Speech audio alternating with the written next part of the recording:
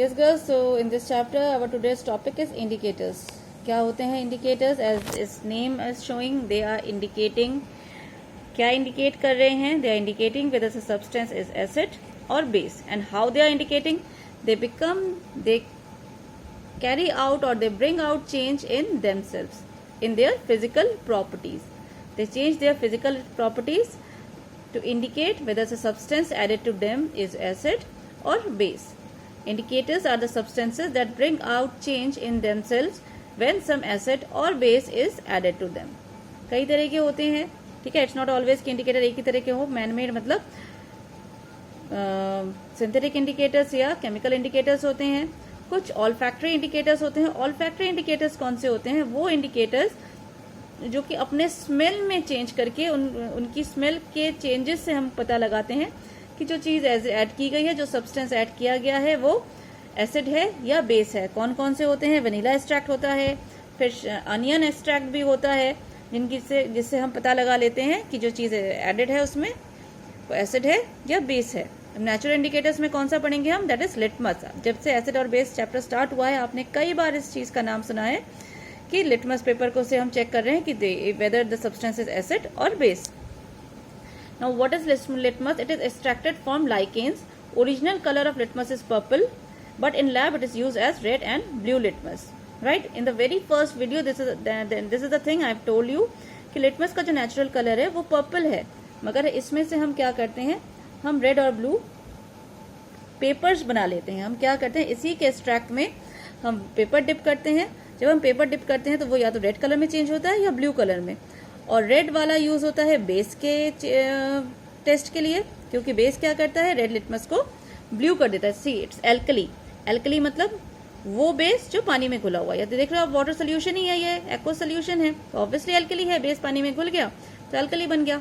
अब ये एल्कली ने इसने क्या किया है? इसने रेड लिटमस को देखिए ब्लू कर दिया है, ब्लू कलर का है. वैसे ही एसिड ने क्या किया है? ब्लू लिटमस को रेड कर दिया है. तो क्या इफेक्ट होता है एसिड और बेस का? Acid turns blue litmus red while base turns red litmus blue. एक चीज याद रखोगे, B for base and B for blue. इससे हमेशा याद रहेगा. बेस क्या करता है? ब्लू करता है. ठीक है. अब ब्लू करता है तो किसको ब्लू करेगा? ऑब्वियसली रेड कलर को ही तो ब्लू करेगा ना. लिटमस तो दो ही कलर के हम लोग यूज करते हैं. तो अगर बेस ब्लू कर रहा है तो किसको कर रहा है? रेड लिटमस को ब्लू कर रहा है. अब अगर बेस रेड को ब्लू कर रहा है तो एसिड डेफिनेटली इसका उल्टा करेगा, वो ब्लू को रेड करेगा. तो अगर ये डिफरेंस याद रख पाओगे, B for base and B for blue, तो आपको हमेशा से ऑलवेज याद रहेंगे कि कौन सा लिटमस किस पे क्या इफेक्ट करता है. ठीक है. It's the easiest way to remember. अब आ जाते हैं हमारे नेचुरल इंडिकेटर्स पे. हमने अभी पढ़ा रहे हैं. अब ये लाइकेन है क्या चीज? लाइकेन होता है सिम्बायोटिक फ्यूजन होता है फंगस और एल्गी का. ठीक है. फंगस और एल्गी मिला के एक स्पीशीज बनाती हैं जिसको हम बोलते हैं लाइकेन्स. ठीक. बाकी तो आप पढ़ ही चुके हो. अब आ जाते हैं कुछ हमारे आर्टिफिशियल इंडिकेटर्स. कौन कौन से होते हैं? फिनोफ्थलीन है और मिथाइल ऑरेंज है. फिनोफ्थलीन क्या कर रहा है ये आप देख चुके हो. फिनोफ्थलीन, अभी हम मिथाइल ऑरेंज का देखते हैं effect of phenolphthalein. Phenolphthalein originally colourless होता है. फिनोफ्थलीन का अपना कोई भी कलर नहीं होता. जस्ट लुक हियर, देखिए इट इज कलरलेस. दिख रहा है? ठीक है. मगर जब हमने इसमें बेस ऐड करते हैं तो ये पिंक में चेंज हो जाता है. इसका कलर कैसा हो जाता है? पर्पलिश पिंक हो जाता है. मगर अगर हम एसिड ऐड करेंगे तो इसके कलर में कोई भी चेंज नहीं आएगा. किसमें? फिनोफ्थलीन में. Phenolphthalein turns base into pinks but remains colourless when acid is added. ठीक है. अब आ जाते हैं मिथाइल ऑरेंज में.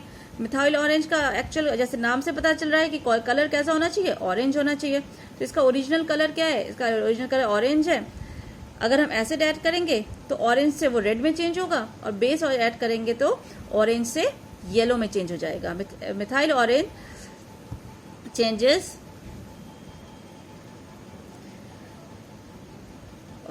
To red when acid is added and changes to yellow when base is added. तो ये दो आपके आर्टिफिशियल या केमिकल इंडिकेटर्स थे. और आपका नेचुरल इंडिकेटर्स तो आप पढ़ ही चुके हो.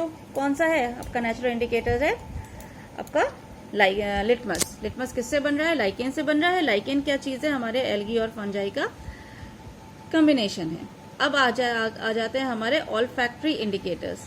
हमारे कुछ ऑल्फैक्टरी इंडिकेटर्स मैंने अभी बताया था। ऑल्फैक्टरी इंडिकेटर्स कौन से हैं? जिनकी स्मेल में चेंज से हम एसिड और बेस का पता लगा लेते हैं। That bring out change in smell when any substance is added to it. ठीक है, कौन कौन से हैं? Onion extract and vanilla extract, they are also the natural indicators. Effect of acid on vanilla extract और effect of base on vanilla extract. Acid के साथ जो वनीला एक्सट्रैक्ट का स्मेल होती है वो सेम रहती है, ठीक है, वो चेंज नहीं होती। क्या इफेक्ट होता है एसिड का? एसिड के वनीला एक्सट्रैक्ट में अगर हम एसिड ऐड करते हैं तो उसके कलर में कोई भी चेंज नहीं होता, वो सेम रहता है। वाइल अगर हम बेस में ऐड करेंगे तो वो अपने स्मेल को चेंज कर लेता है। वैसे ही अनियन भी अपने स्मेल में चेंज करके, अनियन के दोनों में चेंज होता है, अपने स्मेल में चेंज करके हमको बता देता है कि कौन सा एसिड है और कौन सा बेस है। अनियन में दोनों में ही चेंज होता है, एसिड में भी चेंज हो जाता है और बेस में भी चेंज हो जाता है। वाइल वनीला एक्सट्रैक्ट में एसिड में कोई चेंज नहीं होता, मगर बेस में चेंजेस आते हैं इसकी स्मेल में। अब आ जाते हैं कुछ क्वेश्चंस कर लेते हैं। इंडिकेटर्स के साथ साथ हमारा ये चैप्टर ऑलमोस्ट खत्म हो चुका है। फिलहाल अभी कुछ क्वेश्चंस मैं दे रही हूँ जो इम्पोर्टेंट है, इसके बाद कल आपको पीडीएफ में हम बाकी सारे क्वेश्चंस भेज देंगे, ठीक है। अब what do you mean by basicity? Not only basicity, acidity भी ऐसे ही होता है। तो बेसिसिटी जैसे नाम से लग रहा है कि बेस का होगा, बट एक्चुअली नहीं होता। बेसिसिटी किसका होता है? एसिड्स का, ठीक है। In the same way basis का एसिडिटी होता है। क्या होता है ये हम देख लेते हैं। It is defined as the number of ions produce when acid is dissolve in water. अगर इसकी जगह यहाँ पर एसिडिटी दिया होता तो सेम आंसर होता, मगर इसमें हाइड्रोजन आयन की जगह हाइड्रोक्साइड आयन की बात कर रहे होते हैं हम। What is basicity? It is defined as the number of ions produced when acid is dissolved in water or when base is dissolved in water.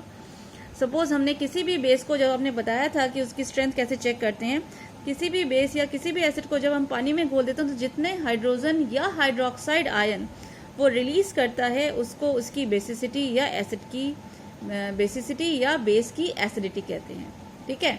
जितने हाइड्रोजन आयन रिलीज किए वो उस एसिड की बेसिसिटी हो गई, या फिर जितने हाइड्रोक्साइड आयन रिलीज किए वो उस बेस की एसिडिटी हो गई, ठीक है। सपोज हमने एग्जांपल ले लिया सल्फ्यूरिक एसिड H2SO4, कितने हाइड्रोजन है इसमें? H2 2 हाइड्रोजन है, तो कितने आयन्स इसमें निकलेंगे? इसमें आयन्स निकलेंगे 2। कितने हाइड्रोजन आयन निकले? 2। तो हम इसको क्या कहेंगे? It is dibasic. Di का मतलब होता है 2, बेसिक मतलब इसकी basicity. It is dibasic. कितना, तो इसकी बेसिसिटी कितनी हो गई? 2 हो गई। वैसे ही अगर हम कोई और एक एसिड ले लें, सपोज हमने HCl ले लिया, तो इसमें कितना हाइड्रोजन है? 1 ही है, तो कितने हाइड्रोजन आयन निकलेंगे? 1 ही निकलेंगे। तो 1 को हम क्या बोलते हैं? मोनो। तो इसकी क्या होगी basicity? It will be mono basic. वैसे ही अगर अगर सल्फ्यूरस एसिड लिया तो सल्फ्यूरस एसिड की का फॉर्मूला है H3PO4, उसमें कितने हाइड्रोजन आयन निकलेंगे? 3 निकलेंगे, ठीक है। तो हम उसको कैसे बोलेंगे? हम उसको बोलेंगे ट्राई बेसिक, ठीक है। ये चीज समझ में आ गई।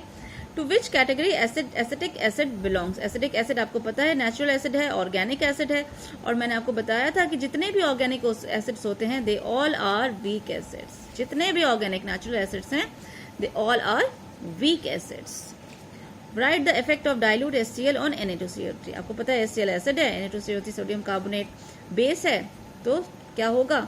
सोडियम कार्बोनेट हाइड्रोजन क्लोराइड के साथ इफेक्ट करेगा। सोडियम हाइड्रोजन से ज्यादा रिएक्टिव है, it is more reactive than hydrogen. Reactivity series में सोडियम ऊपर है, हाइड्रोजन नीचे है, तो ये हाइड्रोजन को रिप्लेस करेगा और Na के साथ अपना सॉल्ट बना लेगा, और फिर क्या निकल आएगा?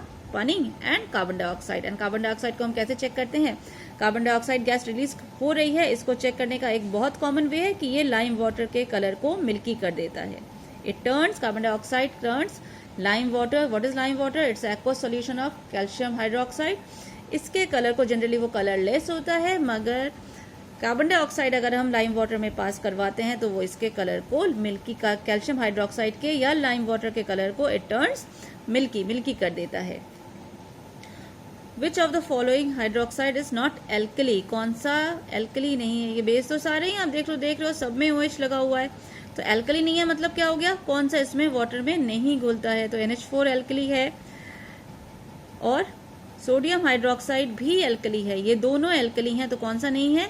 कैल्शियम हाइड्रोक्साइड और कॉपर हाइड्रोक्साइड एल्कली नहीं है, ये दोनों पानी में नहीं सॉल्व होते, they are not, we are not able to make their aqueous solution. While ammonium hydroxide and sodium hydroxides are alkali, they are water soluble. What is the name of king of chemicals? Sulfuric acid is called king of chemicals. King of chemicals किसको बोलते हैं? Sulphuric acid को बोलते हैं. ये याद रखिएगा क्योंकि ये मैक्सिमम रिएक्शंस में इसको हम यूज करते हैं. Out of phosphoric and carbonic acid which is weak, दोनों एसिड वीक हैं.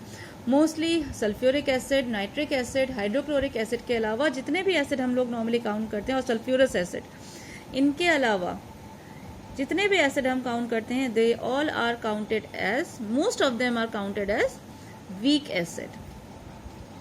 What is the value of alpha for strong acids? अब आपको दे दिया अगर अल्फा की स्ट्रॉन्ग एसिड के लिए क्या वैल्यू है, तो इसको हम बोलते हैं डिग्री ऑफ